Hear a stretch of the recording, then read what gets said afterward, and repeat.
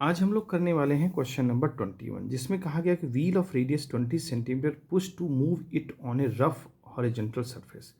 It is found to move through a distance of 60 centimeter on a road during the time it completes one revolution about the center. Assuming that linear and angular acceleration are uniform, the frictional force acting on wheel by the surface is. तो चार option दिए गए हैं.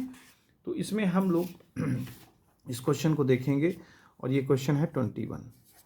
इसमें कहा गया है कि व्हील है और व्हील है तो ये व्हील जो है क्या कर रही है, ट्रांसलेशन मोशन भी कर रही है और रोटेशनल मोशन कर रही है. कहता है कि जब ये पूरा अपना एक पूरा चक्कर लगाती है, पूरा चक्कर लगाने का तो आप समझते हैं 2πr चक्कर होता है. तो 2πr जब चक्कर लगाती है तो ये जो है यहाँ पहुँचती होगी.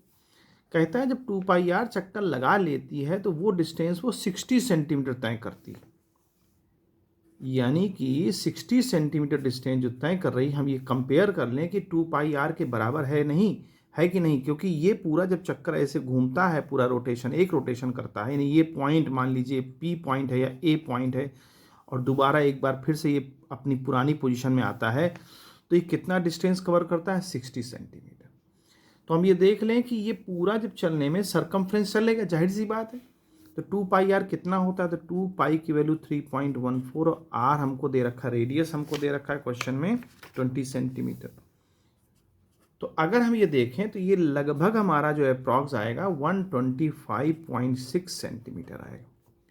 और हम देख सकते हैं कि 125.6 centimetre is much more than greater than 60. इसका मतलब क्या हुआ, इसका मतलब कि यहाँ प्योर रोटेशन तो नहीं हो रहा है. अगर प्योर रोटेशनल मोशन होता तो ये पॉइंट जो यहाँ पर आ रहा है एक चक्कर के बाद, वो पूरी की पूरी इतनी डिस्टेंस कवर करता.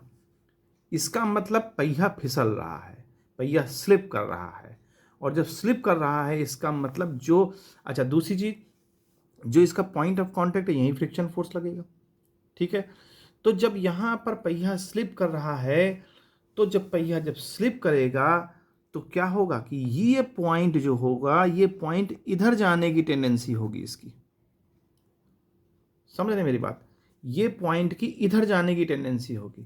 और ये जो हमने जो आपको माना कि वी नॉट वेलोसिटी से आगे बढ़ रहा है, तो वी नॉट वेलोसिटी हमारी कम पड़ जाएगी, यानी कि वी नॉट वेलोसिटी लेस हो जाएगी. और ये जो एंगुलर जो वेलोसिटी है आर ओमेगा, ये एक प्रकार की बढ़ जाएगी, तभी तो ये स्लिप करेगा तेजी से.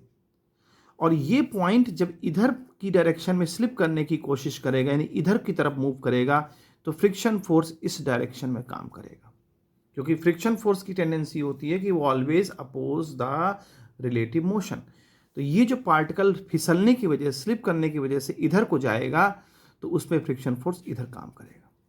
लेकिन अगर यहाँ पर ऐसा 2πr अगर 60, मतलब ये जो 60 है, 60 ना होकर के 2πr के इक्वल होता, तो फिर वहाँ पर फ्रिक्शन फोर्स ना काम करता, जाहिर सी बात है.